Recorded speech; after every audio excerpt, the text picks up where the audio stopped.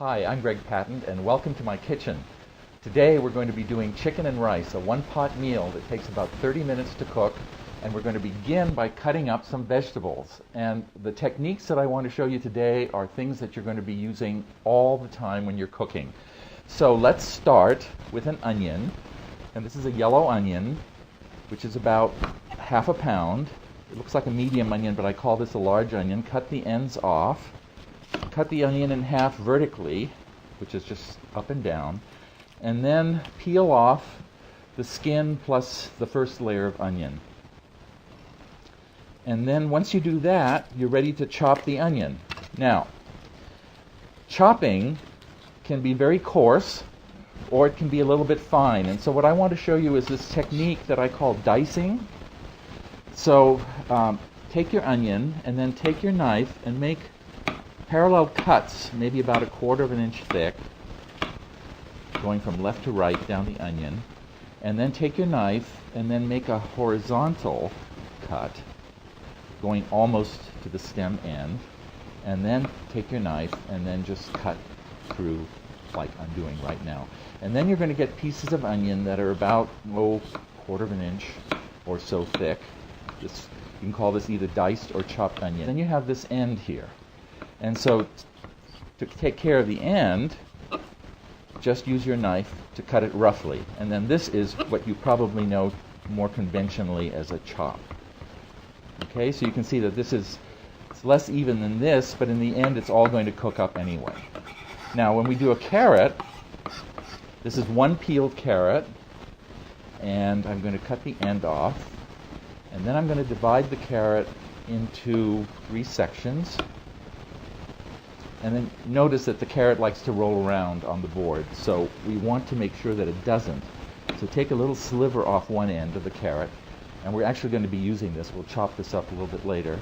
And then take your carrot, and because it's been stabilized, cut down through the carrot again, and cut it in pieces a little bit less than 1/4 inch. Okay, and then you're left with slabs of carrot. Okay? And then you take each slab, you can stack them or not as you choose. I'm going to just do a couple of them here. And cut them into little carrot sticks. Okay? And then once you have those sticks, you can align them. And then just go down the length, keeping your fingers out of the way. Notice how I'm holding them right at the end here, but I'm keeping them out of the way. And then within about 2 minutes, you will have a chopped or diced carrot. And then for celery, you take a celery stalk, cut the top off, and then cut this thicker part of the top into little strips, just like we did the carrot. And then go chop, chop, chop, chop like this. Now, once you do a lot of this, it's all practice, okay? And what you want is a sharp knife. And you never want to put a knife like this, which is a chef's knife, into a dishwasher. And then take the rest of the stalk of the celery and then just kind of smash it down. And then you can divide this into sections. And then you cut those into sticks, just like you did the carrot.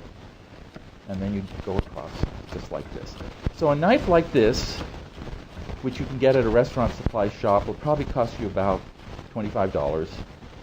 And then you can just keep it sharp with a very simple honing device.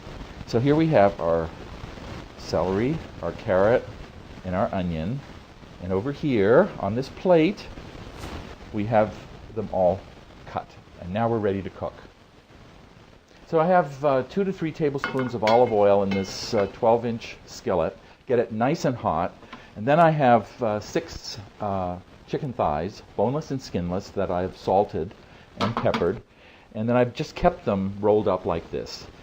Put them with the original skin side down, in other words, the smooth side, right down into the skillet. And then you want to cook these for maybe 5 minutes or so until they get brown. And you'll notice that even though you have them rounded, they will probably want to open up, which is just perfectly fine. So the chicken's all brown, and then we're ready to remove it from the pan.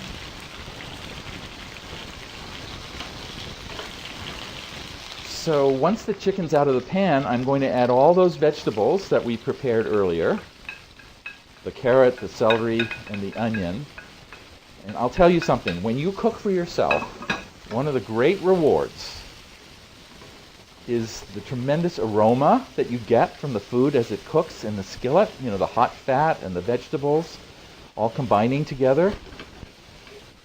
And you just want to stir this around. The little bits of chicken that stuck to the pan, that's just perfectly okay.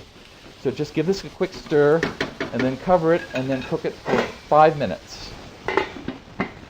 So here are our veggies after 5 minutes of cooking.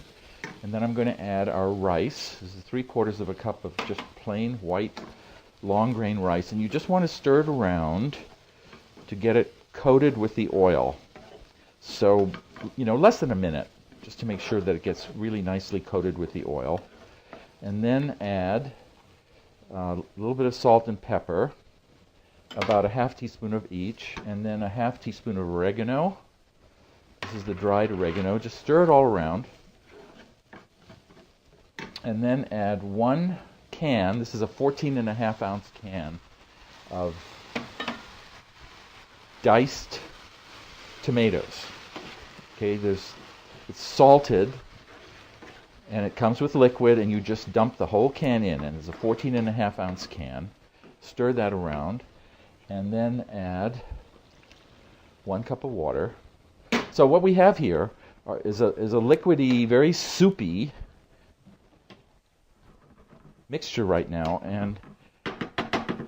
and we've added raw rice, and now we're going to add back our chicken. So I'm just going to add back this chicken, put it right in, push it down into the liquid, bring everything to the boil over high heat, and then I will cover the pan. Just cover the pan, and then turn the heat down to, let's say, medium to medium-low, so that it cooks at the simmer. Can you see this? Where it's kind of bubbling really slowly. And then in 25 minutes, you're going to have dinner. So it's been 25 minutes. Look at this. This is just fabulous. Take a sharp knife and then stick it through. And if it goes through really easily, goes into the chicken really easily, it's all done.